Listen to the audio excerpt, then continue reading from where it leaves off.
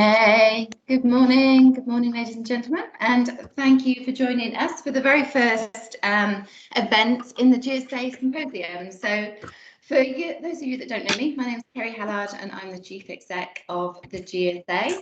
And yeah, I really had hoped that this was going to be an in-person event. So the plan was that we were going to have a full day of content today, but unfortunately, with the COVID numbers increasing, the fact that we were using a law firm's facilities, it was pulled to actually have it as an in-person event. So what we've done is we've separated it out to being lots of 1 hour long pieces of, webinars, pieces of content to be taken over the course of the next 2 weeks. But we are having an in-person gathering as we close the symposium, and that's going to be on December the 8th in central London. We're going to be doing our GSA predictions, GSA manifesto, and then we're going to move into a Christmas sourcing social. I can't even say that. Christmas sourcing social, where we will be, the GSA Council will all be on hand to discuss the entire content of the symposium and our views of where the industry is going and the challenges and opportunities ahead. So please do come and join us and socialise and network and see each other again, which is what I'm longing for. So no major housekeeping other than we would request that if you're not on the panel, you please keep your video off until we get to the end, and then we sort of go into conversation because this is being recorded. Chat is open, so please do put any questions you've got in the chat, and I promise we will come round to them. So let me do a brief introduction to my absolutely fantastic panel. I'm going by the order that I see people on the screen. So first and foremost, I'd like to introduce, if you can just give a quick intro to yourself, David. Yeah, thanks, Kerry. Hi, I'm David Rickard. I'm a Vice President here at Everest Group. I cover a couple of our practice areas, business process services and also outsourcing excellence. I've been with Everest Group just under a year. Previous life, though, I've been in consulting, and I was also a senior procurement director at Microsoft for a long time. So I've been in the outsourcing industry for longer than I care to remember. Right, yeah, absolutely. Seen it from all sides and all perspectives. Somebody who's been in the industry a little bit longer than yourself, I believe. Duncan. Sorry, Duncan. Almost, yeah. Given that I've been it, I guess since what, 84? So whatever that works out as. So currently research director with Tech Market View, following the activities of the largest service providers, which obviously includes the outsourcing beat, but over the years have run large outsourcing businesses, including that for Capgemini, as well as worked on the advisory side with TPI and ISG, where I ran the operations outside the US for a decade. That's excellent. Me. Thank you very much. Thank you. Right, to you next, Sarah, please. Mute.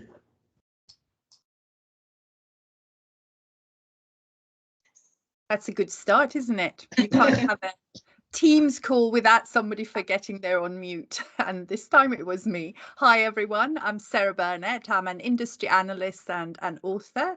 I have specialized in intelligent automation for the past 7-8 years.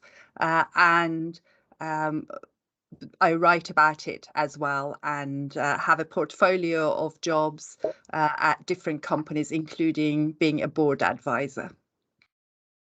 Excellent. Thank you, Sarah. And last but no means least, Ralph. Hi everyone. Yeah, I'm Ralph Diaz. So I think I've been the longest in the analyst industry. Yeah, I think I've joined in August 2021. So it's been a long time, very long time.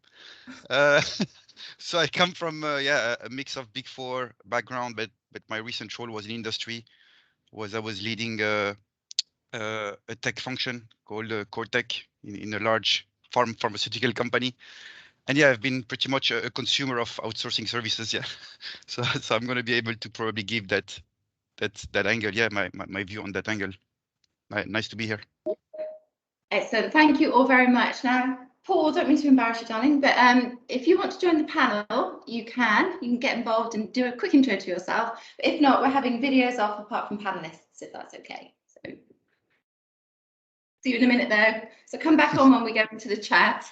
Right, okay, so I don't know really how to start this. It's just such unprecedented change really going on in the industry. So my top level beliefs are that the industry responded so incredibly well to the pandemic. The way that teams and partners mobilized to get everybody in their working from home environments, turning services around, it was just absolutely phenomenal. And as a result, trust between partnerships and trust between teams increased. Satisfaction with projects and digital also increased. And now we've got this huge sort of like appetite to drive so much more digital transformation and change. And I don't know whether we as an industry have got enough resource to actually do that. So appetite for digital transformation, appetite for change is huge. I think the industry is probably experiencing the biggest economic boom we've ever experienced, and is undertaking the most dramatic change that we've ever experienced as well. So obviously with that is a really positive platform for growth, but with such opportunities come major challenges as well. So, from my perspective, I think one of the biggest challenges is the war on talent. We're suffering the great resignation as it is. There are 1 million unfulfilled roles in the UK, and not all of those obviously in technology and business services, but a lot of them are in technology and business services, and we can't even find resource on in our nearshore vicinity. So I'd want to ask the panel whether they actually, see what sort of growth you're seeing. Are you seeing the same sort of growth? What predictions do you have of growth over the next couple of years? And the challenges you think that we've got, as well as the opportunities ahead. So who'd like to start? I'm going to go with you, Duncan, actually. You've been in the industry the longest. Is this the biggest growth we've seen, or are you predicting significant growth for the industry? I think this year probably will be. I've trawled my both memory and what vestiges of stuff I can find on the hard drive to go back, because and again, you'd have some very weird growth rates in the early days of an industry because of small scale, but probably the last big pop would have been .com and the .com Y2K combination. Though I'm not convinced that the rate of growth that we saw in that period will match what we're likely to see this year. But I think this year also has the somewhat unprecedented impact of a bit of a bounce in it as well. So there was an impact last year that dampened demand and deferred a degree of demand. I think some of that has pushed forward.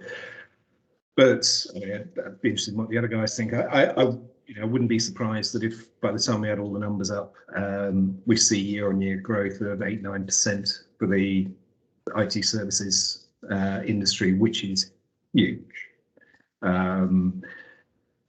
I doubt whether that pace will sustain sort of for the next number of years. I suspect it'll be sort of higher single digits than usual, because I think there's a bit of a COVID bonus factored into this year, particularly because Q2 last year was soft. And usuals in a lot of businesses, you can't sell yesterday, tomorrow. So you will always have that factor into it. But without doubt, from a demand perspective, the market is in incredibly good health. And I think for a number of the reasons that you cited, not least of which the experiences during the pandemic of the art of the possible, what would be achievable, I think has changed buyer attitudes and confidence around launching more profound levels of transformation and accelerating digital programs. And some of this is still being bled from driven by the necessity, which we know, that does ultimately push the boundaries further forward and faster. But no, we're as I say, it's definitely a seller's market at the moment. No, absolutely right. Is there any build on that? Anybody got any different views on the stats of growth? I have maybe a. Go ahead. No, go ahead, Ralph. No, I think maybe I have a slightly different view. I definitely feel that we're on a kind of 10-year roadmap, yeah, for kind of full virtual business ecosystem, yeah, where tech delivery is going to be at the core of every business. So when you talk really about the technology outsourcing, I mean, we expect to grow by around 20% annually, yeah, over the next decade. So maybe a bit more ambitious than than what we think. So, but clearly that's going to be a tech-enabled digital transformation. Is going to be even more intense as before, and also we're going to see a lot of contract renewal happening soon with large IT vendors. Most of them will be up for renewal by 2025, 2026. And that's not going to be anymore same approach as renewing those legacy IT contracts, yeah, which is much more focused on recurrent maintenance and trying to reduce the resources. That's going to be quite the opposite because of the nature of digital transformation and the need. I mean, these contract ads are going to be quite big deal sizes, yeah, where talent will be at the center, but it's not going to be anymore the type of legacy IT renewal contract. It's going to be a combination of way more ambitious services. And you probably know what are those services around IT modernization, AI, automation, CX, but it's going to be a big deals that are going to be in play. So we definitely feel that from a technology outsourcing perspective, it's going to be massive by around 15 to 20%. Yeah. Wow, David, what were you going to say? Yeah, no, I was just going to, from a BPS perspective, we have definitely seen the growth. I think Q2, we saw about 13.5% year-on-year growth, and that was up from previous quarter.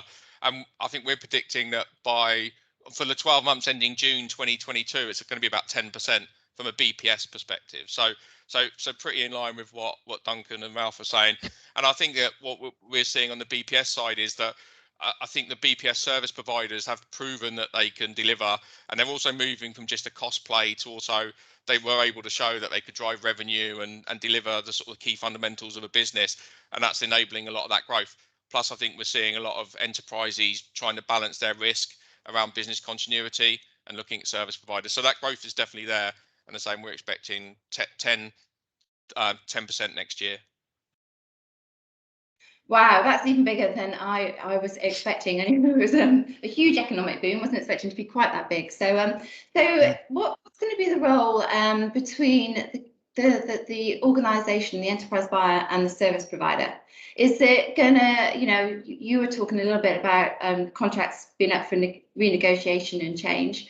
How do you feel that part of the market playing out? Can I go to you first, Sarah, to bring you in? Yes, sure. Well, I think it's not going to be without new requirements. Clearly, we are expanding the digital platforms that we're using in every organization.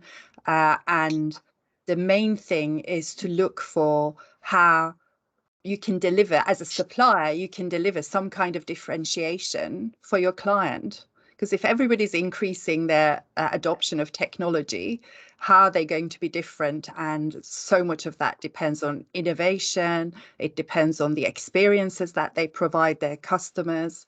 And this is the end customer of the client. So I think they're going to be asking their buyers in the global services market are going to be asking a lot more of their service providers. They've got to come up with we've had clauses where they've said you need to innovate, you need to identify new opportunities for modernization, but they've always been really weak. They've never really come up with better suggestions, so I think they need to live up to that now and deliver really differentiating services. Okay, and do you think they'll do that by changing the sourcing ecosystem? So we've long talked about, there being the mega deal and that we've changed that and that it's a really blended sourcing ecosystem. But I don't think we've really moved that far away from, staying with the safe tier one service providers. Now that there's so much demand, do you think we will actually see that part of the market really shake up? I think so. I think actually with AI, you can also do really new services and do micro outsourcing. It's actually something I've written in my book, and that is services that have never been outsourced before, but there is demand for them, and they'll be delivered. They're really narrow services that will be delivered to a lot of people, and I'll be looking for hopefully evidence of that, as I'm predicting in my book. Yeah. Yeah. I mean, we absolutely agree that, and that's quite clear by the numbers that that big is no longer beautiful, yeah, and not all the tier one are going to gain all the contracts, and clearly we've seen those mid-tier IT service provider surge, a big surge with double-digit growth. If you take about, Emphasis, Mindtree, Exaware, those mid-sized one are actually winning quite a lot of deals. Why? Because I think they're way more innovative and way more closer to clients, yeah, and customer. I think what's going to win big here is having a kind of personalized approach to customer and being able to co-innovate together, being close to customer. And I think that the big one are a big missing, yeah, that are kind of missing that. Maybe they're just too big, yeah, they don't have time to deal with everything, but the mid-tier are going to be, I think, very big winners in that journey. And some of the data we've seen is that actually the fastest growth from service providers is coming from those that have invested most in digital technology. So the ones that are really investing and trying to move that paradigm quicker and moving digital transformation more, they're seeing the fastest growth. So I think it echoes what Ralph and Sarah were saying, but it's those that are focusing in that area are the ones being successful. Having said, I think there's a couple of things that will factor into it. Some complementary, some contradictory. So I think there's still quite a bit of distance to go in terms of finding where the balance between the internal and the external lies and how those coalesce. There does seem to be a lot more energy being placed by the buy side in the development of its own brain, and a lot of concerns that because of just how central digital is to business, that you can't, some of the traditional views about how you might outsource don't carry, and how you blend the internal with the external creates some interesting sort of balances and challenges. Certainly, it probably does, speak against the idea that the mega contract will return anytime soon. There may be a few, but probably not many. But I think it also, that issue about the way the supply side engages with and finds that balance and creates the commercial dynamics that allows that to work to both deliver at scale and manage risk will be quite interesting as we go forward. You mentioned before that there are some significant issues of talent in the market, and again, depending on who is strongest in capturing the lion's share of that capability, will probably have a greater influence than necessarily just whether you're a big or a small or inventive or not. It's there's a certain amount of who's got and who hasn't that will play quite heavily into this.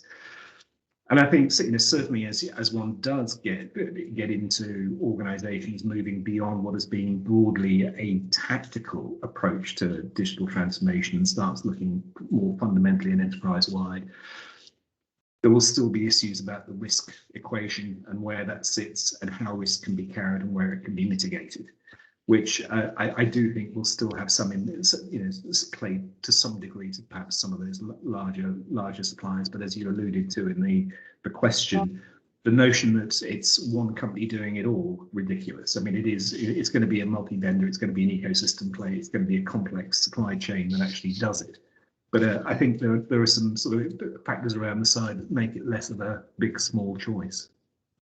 Yeah, and the responsibility for that ecosystem, is it largely going to reside with the enterprise customer to bring it together, or are they going to be just engaging with a service provider that is actually building their own ecosystem? What do you think the trend will be? The answer is I think it's going to be both. Both. And actually, one of the skills from the provider side will be actually playing across multi-ecosystems. I think a number are starting to get reasonably good at constructing and managing their own. I think how you start melding those networks will become an interesting challenge. But I don't think there'll be a one-size-fits-all on this. And what about payment for these services? Are we going to see models eventually change and much more focus on outcome at last, or not? So Ralph, what's your view on that? So, I mean, definitely, I would say it's moving to, or there is a desire to move to an outcome-based, yeah. But funny enough, I mean, there was a recent managed services study that we did, and people surveyed, responded clearly, you know, express the desire to move to an outcome-based, a gain share model, and pretty much everyone agrees, yeah. But when you go really into the operational side and you ask the question around how they actually measure and pay their service provider, well, there's still not a model where they can actually, you know, really measure the outcome in a very methodical way, and they go back still to the FTE kind of resource unit based measurement. So yes, there is a desire, yeah, it's going that way, but I think it's way more complex to put in practice, yeah. So that obviously they fall back to the usual ways of pricing and setting up those commercial models. So I think it's coming, but I don't think it's widely used at this stage, specifically in some very specific services. Yeah, mainly on the IT space. It's getting there, but not yet. Yeah. I have to say, I still think it's a long way away. Yeah. And it's back to exactly the points you make. It plays well in a sales cycle. It dive bombs when you contract, and it's really tough to practice. On the whole, customers may say that they like the idea of shared outcome. They don't when it's a win. You know, if I certainly think that nearer to output than outcome may be more interesting, and looking at the results of what is delivered. But I still, you know, hand on heart, I don't think that outcome pricing, incentives will play a part. I cannot see it, certainly for a while, quite a long while, moving centre stage. I don't know whether, David, you'd see the same.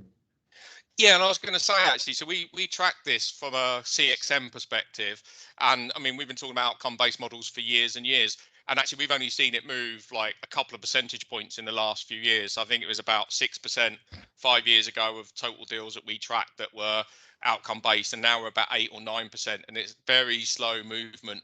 And still most of it is the sort of input and output based models.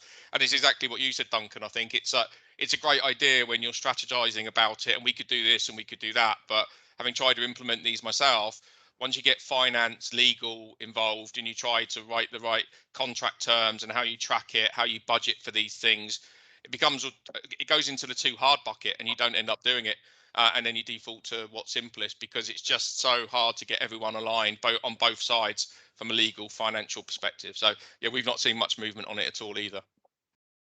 So I'm wondering whether this war on talent might actually shift the needle here at last. So obviously what we're seeing is complete saturation. Even if we're going over to, say, Poland, you're speaking to our colleagues in Poland, they've seen that obviously attrition is pretty high. Everyone's fighting for software engineers. Software engineers kind of like acting like movie stars at the moment. They'll pick and choose what projects they actually want to work on.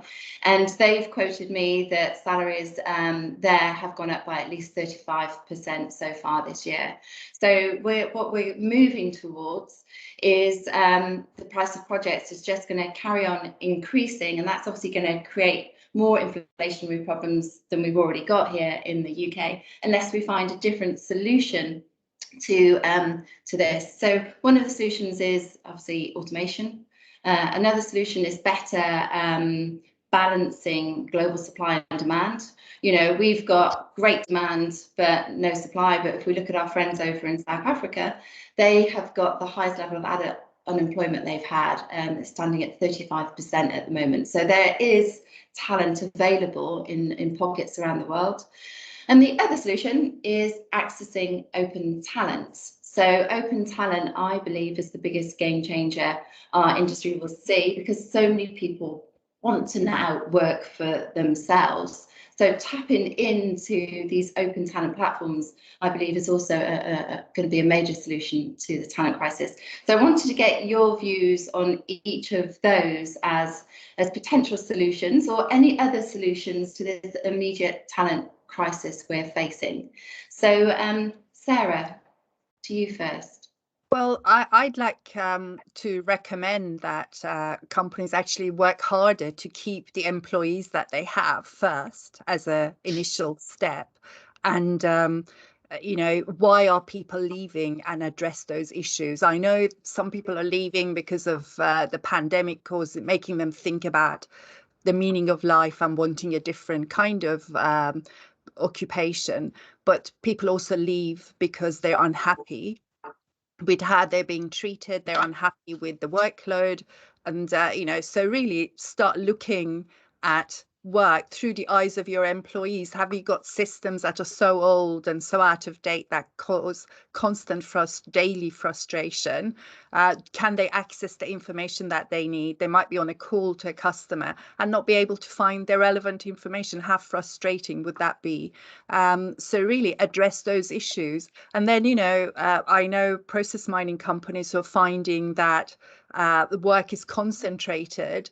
There are certain people that do the majority of work. So look at your workload distribution, your shift distribution, optimize those, and make sure that you value your high performers. So that would be my first port of call. In terms of open talent, of course, then you have all the governance issues and being able to comply with regulatory requirements as well. Okay, thank you. Yeah, obviously that makes inherent sense. So, you know, look after your people. People are your number one asset for sure. Duncan, what's your views?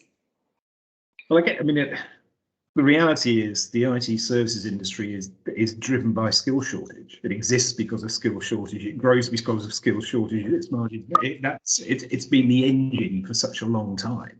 But in some ways, you know, it's not that we're unused to these cycles. You know, we are always nearly always in periods where some areas of skill are short. I think the difference at the moment is it does seem to be pretty broad in terms of what we're short of. And there, you know, I think all of the things that you mentioned have a place, but I don't think any of them provide a short-term solution to what is going to be at least a medium to longer term fix.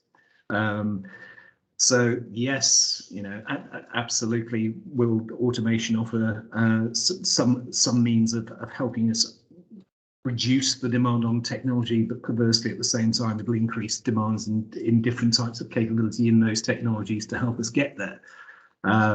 Similarly, yes, we'll, you know, tapping into potential skills pockets in other parts of the world help.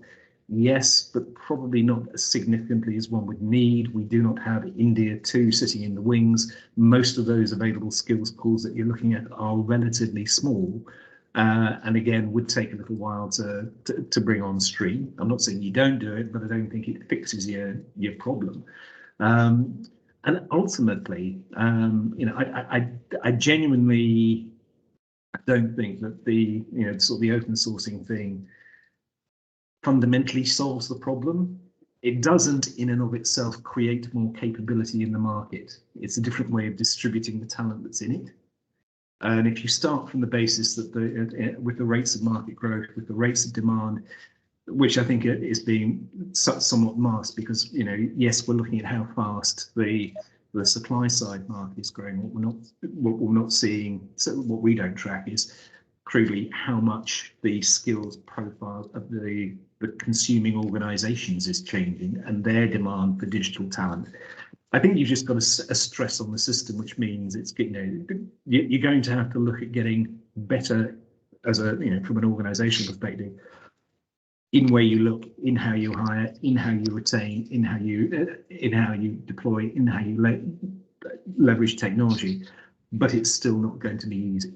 It's a one of those. It will, for me, it'll remain the thing that will constrain industry growth most significantly for the foreseeable future. Yeah, and I was just going to add, Kerry. I mean, I think that automation has a part to play, but it isn't the only solution, and nor's open talent, because I think that the more you automate, it's still going to leave certain types of contacts or interactions have to be done by people. And what we're seeing is that the talent level of the people that are going to be handling those type of interactions is going to have to be higher. So you just push the problem somewhere else potentially. And then, as Duncan said, trying to find the talent to actually drive some of these digital transformations is hard right now as well. So I think there'll be a slowdown, or seems to be a slowdown, in how many projects you can push through, or the price becomes prohibitive. But then as you do these digital transformation projects, the talent you're going to need is going to be different, and you need to source that from different places as well. So I think there's an element of location, there's an element of open talent, there's an element of employee experience, so you keep them, as Sarah said, so you make them happier. I think everything has to be taken together versus there just being one solution. Okay, thank you. Yep. So what are the other major challenges you think the industry is currently facing? So war on talent, do we agree that is the biggest single challenge, or is there something else that we're facing? So Ralph. So I would say, I mean, obviously it's quite linked to the war of talent, yeah. But I really feel that this whole approach or trend, yeah, everyone's talking about around upskilling, reskilling, cross-skilling, yeah, all the kind of skilling out there. I think I personally think that many enterprises really talk about it, but very few have ambitious program to actually take someone in an area, reskilling that person properly, yeah. And when you think about how they do it, really is pretty much a self-service, self-skilling. When you have time, this is a platform, you can go log in and learn new stuff. It's not working. I mean, that's what we personally think. I think so close to the war on talent. I think it's being much more serious from an enterprise level around reskilling their own people, and not leaving that at the hand of the employees who need to do that by themselves. And obviously see challenger coming from outside, changing the company, being much more digitally fluent, and creating big clashes. So that's something, yeah. The culture and the investment around those learning training program is going to be quite critical. And obviously, and changing the way these learning programs are done. Yeah, it can't be anymore a click at the button every quarter to just do a cybersecurity training. It can't work like this anymore. It needs to be way more embedded into day-to-day operations via gamification, via other type of incentives to get those employees internally getting to a higher level of knowledge in certain areas. So that's part of the war on talent, but it's much more around how enterprise themselves are going to change a bit the culture, and not only words, but really actions with large investments. Yeah, no, absolutely. So we've got one session on that within this sort of symposium, and that's looking at the future of work. And the speaker is from a company called Fathom, and what they do is they look at your enterprise's strategy and where you want to be in 2, 3, 5 years time, and then look at what skills you've got, and look at where you need to reskill. So I think they did a great case study with Zurich, which was like, right, you've got 300 finance and accounts professionals that you're not going to need, because that is going to be automated out in 3 years time, but you're going to need a whole host more data analysts. And the skill set of a finance and accounts professional is quite aligned to the skill set required for data analysis. So it's reskilling accountants to become data analysts, those that want to. So yeah, some really quite interesting sort of use of AI to do these predictions for the future of work. Okay, so we're talking challenges, and Mark Lewis has posted in about you can't move without hearing about ESG. Obviously, I think that is working sustainably is obviously a major challenge on all board agendas, and obviously the sustainability challenge of your own organisation is hard enough, but obviously you've now got to be looking at the sustainability across your entire supply chains. So what are we as an industry doing? Are we doing enough on ESG? Are we in a good shape for ESG? What are your thoughts? I If I could pick that up, firstly, I'd just like to go back to the previous question and say the talent shortage, in my mind, is going to cause significant problems for innovation, because innovation typically comes from smaller companies, small agile companies that develop leading edge technologies. And if they can't find the talent that they need for that capability, I think we're going to be in trouble. That's one thing. And ESG, thanks Mark Lewis for bringing that up. I think it's very important. If we saw this kind of big resignation because of the pandemic, and that was mostly in the sort of 30 to 40-year-olds from the data that I have seen, I think the next wave will come because of the intransigence of companies to take action on environmental issues, and that will come from younger people not wanting to work for companies that ignore the challenges. I think it's really important to get onto it. I've seen surveys where really nobody's actually taking it seriously enough, you know, where they've talked to procurement officers and really there's very little going on. So it's a lot of hot air at the moment and they need to take action. It's a good pun, that one. Like that pun, Sarah. Thank you. Yeah. I think, you know, I don't disagree completely with Sarah, but I think certainly the mood music has got a lot louder over the last year or so. I mean, certainly if you look at the bigger players, they've all been upping the ante in terms of their headline commitments, as well as much as you can demonstrate it, you know, the progress towards previously stated goals. I think that issue about the impact from both a recruitment and indeed a sales side is being noticed. Certainly in this country now, you know, the whole the implications of social value being built into the public sector purchasing equation does put greater pressure to actually move forward. So, you know, if you look at the ESG activities as a whole, it's more been about putting in things that allow you to count, as opposed to necessarily doing very much with the information that you've got. Duncan, it's at a snail's pace, though, isn't it? Let's face it. But it's. I mean, I guess this is where you're always going to get interesting arguments about what what is fast, what is slow. I would certainly concur that the materiality of it so far has been less impressive. But my instincts say you'll see that pace move quite significantly more quickly over the next 5 years than you have over the last. And I can only go by the dialogues that you're having with the C-suites. It sounds less like lip service than it did. There seems to be some intent and some bucks and some focus. And I think actually more importantly than anything else, there is a perception that there is significant commercial and financial consequence for inaction, which should help move the dial. But I mean, there's no shortage of distance to go. No, and I think that when we talk to quite a lot of sourcing and procurement professionals, I think the thing that they're challenged with is when you look at it from a services perspective, what does ESG actually mean from a services perspective? How do you translate that? I think it's easy if you're talking about raw materials and waste, etc. But I think a lot of procurement people are thinking about, when they're looking at service providers, what should they even be looking for from an ESG perspective? And I think that as procurement and sourcing professionals get educated and start thinking about this more, then I think also the momentum will pick up a little bit. I agree with you, Sarah, it is really slow. I think it'll move as you start thinking, if you're buying services, what should you be asking for?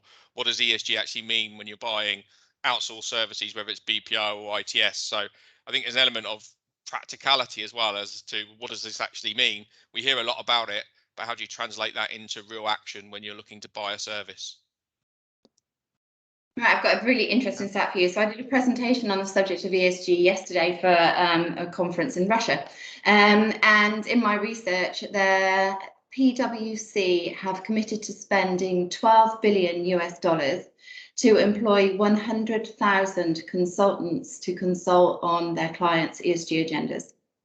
So I thought that was an absolutely huge, a huge commitment, and obviously, significant drive by PwC because they think the whole ESG agenda is going to be massive very, very quickly. So, I guess my only rider on that would be, in the same, and we've seen some organisations sort of putting forward things like sustainability transformation type services. My personal view is the majority of those things will not be done in isolation. So you're not just going to do sustainability as in a box. You'll be looking at how your business has to change. Therefore, a number of those consultants are essentially doing an enhanced flavour of business as usual. So I'm always careful with we're creating a practice of 100,000 people doing ESG. I think it's pretty safe to say that they will have 100,000 that are ESG fluent, but will be applying that across a broad series of commercial challenges and business problems. I just don't see it as being a huge standalone piece, if that makes sense. So I mean, just to add on this one, so definitely the whole ESG ecosystem, I think it's developing quite fast, yeah. But still, I don't think they're really prepared for the scale, yeah, of the sustainability change needed right now. So definitely the ecosystem is there, but still fragmented, undefined around services, yeah. And I would say even more important, really understood by very few. So I still feel that the sustainability literacy, like we had with digital transformation literacy 10 years ago, is still a big barrier. Yeah, understanding really what does it mean. Data is still an issue. Poor, disparate data. Ultimately, it's all about data. Yeah. Championing, still some issues around CEO level championing in many organizations. So yeah. Long story short, the ecosystem is here. There are a lot of top level strategies, but they're not yet embedded. And actually, I mean, we did a study around the state of ESG across multiple managed services consulting. Well, 80% of businesses don't really have a clear plan for sustainability. They might have vision, goals, aspirations, but the plan is still not there. And service providers are definitely trying to align the services with the technology out there, yeah, across the value chain. But still, that alignment between the tech out there and the potential services is not very clear. So there is a bit of struggle really of coming up with a very compelling value proposition to enterprises, because still this puzzle has not been really solved. But yeah, I mean, obviously optimistic. There are a lot of initiative out there helping enterprise, yeah, develop method for tracking the projects around sustainability, aligning the services, yeah, to the sustainability journey of an organization, but still not there, and there is a big work to be done, yeah, to bridge the gap really between the goals and the execution. Yeah, so this is an area that we're looking at the GSA. So speaking to quite a lot of our enterprise buyers, they are currently going through significant amounts of due diligence with all their tier 1 service providers. So each and every one of them in isolation is requiring detailed questionnaires from their tier 1s. So the tier 1s are filling in these questionnaires all over the place all the time, and each individual organisation is reinventing the wheel time and time again to write the right due diligence questionnaire for their organisation. So we've got a think tank that we're putting together here at the GSA, looking at what should be our role in helping organisations with their ESG agendas, and looking at whether we could create a service provider sustainability maturity index, where we actually pull together the view of each of the main service providers and make that information available to our membership community. So anybody interested in that subject, please do drop me a line and join that think tank so that we can have that discussion. And within that, for us being very much a people business, we don't have to worry quite so much about waste. Of course, we've got to worry about green data centres. But I think for us, we really need to be concerned about subjects like impact sourcing, subject to responsible automation, and also, diversity within supply chains. So one of the bodies of work that we've embarked upon earlier this year is the launch of the Council for Supplier Diversity UK. And that's because we know lots of our members are trying to bring more diverse suppliers into their supply chains. Why do you think this is such a big challenge? Why do we fail? Because nobody knows how to build a diverse supply chain, and nobody knows what a diverse supply chain currently looks like. What's your views on why that's been such a challenge for us? Who'd like to take that one? Or you might not agree. You don't have to agree that it is a challenge. I think that what I've seen is that supply diversity is a big topic for US companies, and I think that they've got a really well-defined definition of what a diverse supplier is in the US, and it's a lot easier to manage to that. I think that one of the things that when I've looked at it from a European perspective is that how do we even define diversity and what diversity mean and how you track it is one of the big challenges. We did a survey recently, and also we found that not many European companies are actually taking any action around supplier diversity. So they know it's there and they're interested in it, but actually not taking action. And one of the reasons is just trying to define what that diversity actually means across the different countries across Europe. So that's even a very simple starting point that people are struggling with. Yeah, no, absolutely.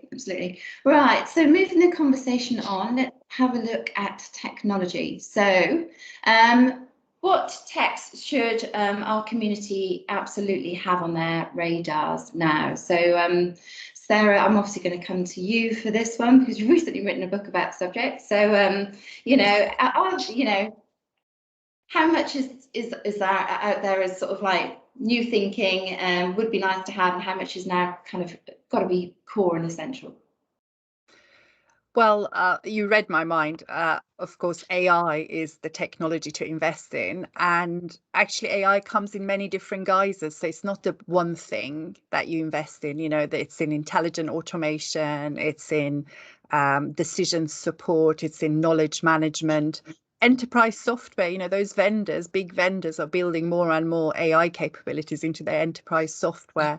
And of course, things like intelligent cyber security, all of those things.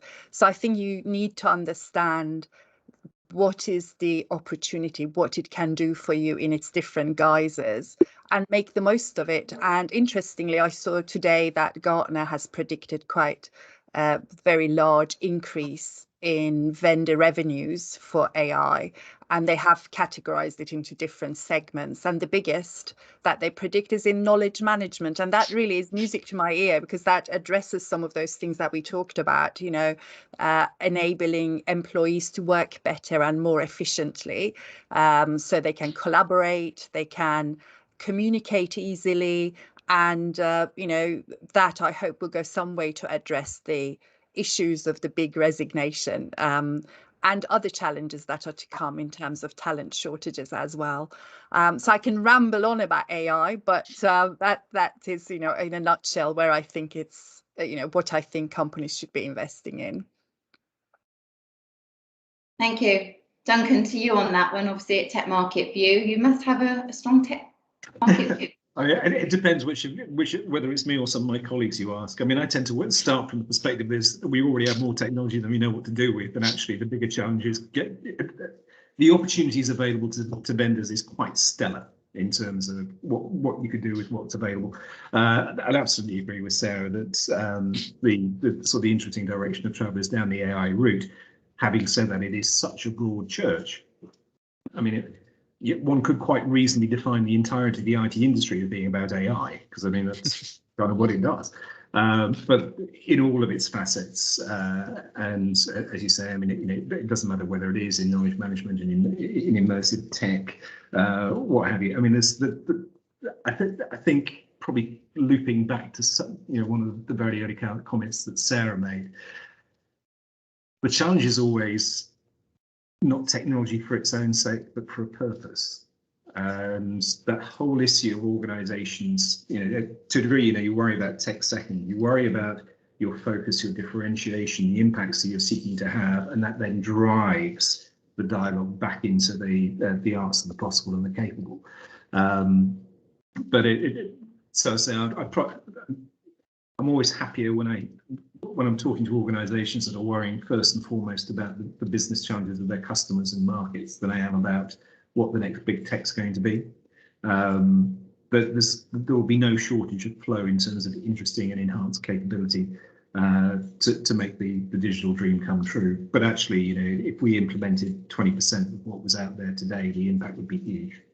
I think just to jump on this one, yeah, so absolutely I agree that the whole intelligent automation is, and the whole tech spectrum within intelligent automation is here, but let's be honest, yeah, very few implementation have been successful at scale.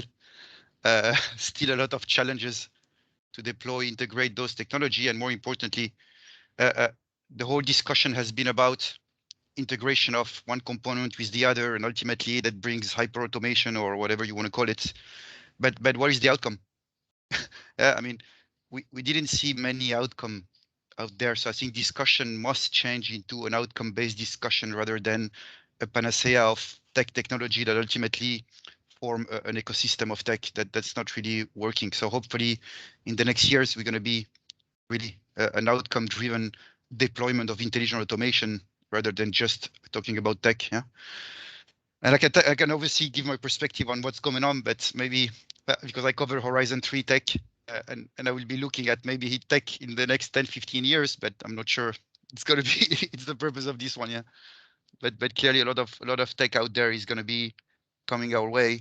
If you look at 10, 15 years, mainly driven on data from a collection, storage, processing, analysis, security.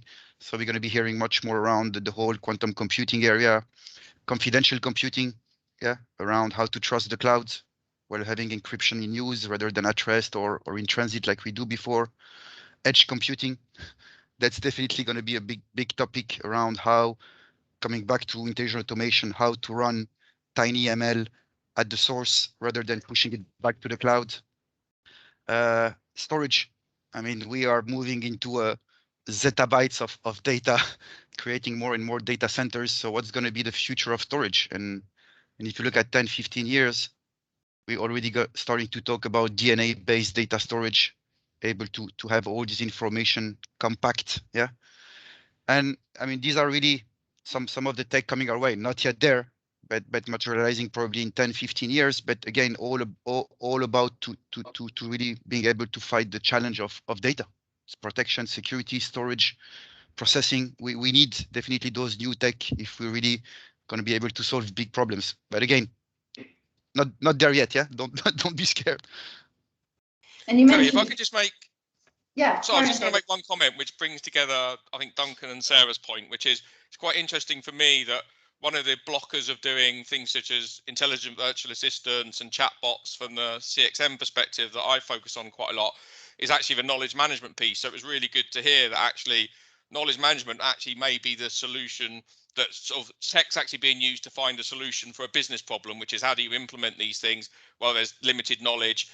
Either the agent or the customer can't get access to the knowledge. So actually just pulls together, actually there is sometimes a business problem that tech can fix. And that sounds like a great example of one, because normally we just hear about the tech versus the actual thing it's achieving, as Duncan said. So I thought that was quite a nice example. Yeah, absolutely. Thank you. So I was going to ask about comment on cloud.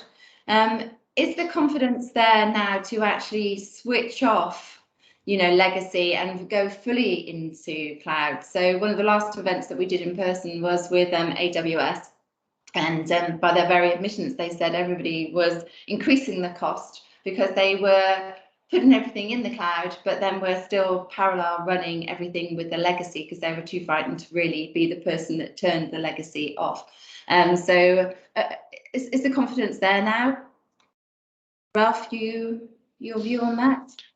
So I mean, clearly everyone is really moving to the cloud, yeah. And I think that the workload and the speed of moving that workload is not really combined with appropriate security measures, yeah. And I think the biggest factor or top concern is really but when moving workload to the cloud is the security. I don't think we're still there yet around how security is changing. Who actually is responsible for the security? Are there the global, are there the cloud service provider, managed security partner, the enterprise? I think there is a big mess here around who ultimately is responsible of running security operation on a hybrid environment, I mean, fully cloud, or even if it's a full cloud. So yes, it's moving there, but what we can see is that there are big gaps in security, and enterprises are trying to actually fix that gap, but that require, again, expertise, knowledge, talent of clouds, and how they're going to make it. That's going to be a big problem. But yeah, it's moving fast. But security compliance, I'm not going to say it's an afterthought, but it's not moving at the same speed as the workload operation migration to the cloud. And that's going to be a big issue. Okay, thank you for that. Right, we're approaching time. Unfortunately, it's gone incredibly quickly. So I'd like a 1-minute roundup from each of you, which will either be your biggest piece of advice, your starkest warning, or your main prediction. Use it as you will, that you'd like to impart to our community. So, Duncan, would you like to go first? I guess, headline level, and I think this is true whether you're a buyer or a seller, but we've talked a lot about the constraints of talent. We've talked about the almost overwhelming choices available to us in terms of technology. We talked about, as you say, some of the opportunities, but the constraints around things like cloud, etc. A lot of this, to me, speaks to the need for focus, to actually be very disciplined about where you're going to direct the talent, resources and energies that you have. I think that there is a little bit of overspill exuberance on the back of last year that's, we've come out of this, we can do anything, we can move at pace, what have you. But you kind of feel that there needs to be some slightly more measured thought and focus in terms of how you're going to move the ball fastest, most effectively for you, because advancing on every front simultaneously will fail. Sage words. Thank you. And David, over to you. Yeah, probably not much to add to that, but I mean, I think from my perspective, it would be about putting my sourcing and procurement hat on, which is there is a lot of opportunity out there, and there's going to be lots of people talking about all the great things we can do. But it's really about thinking about what is your requirements, what do you actually need, what's the outcome you're looking to achieve, versus just getting swept up on the opportunity or the tech and the fact that it seems quite cool, or that's the thing that you should be doing.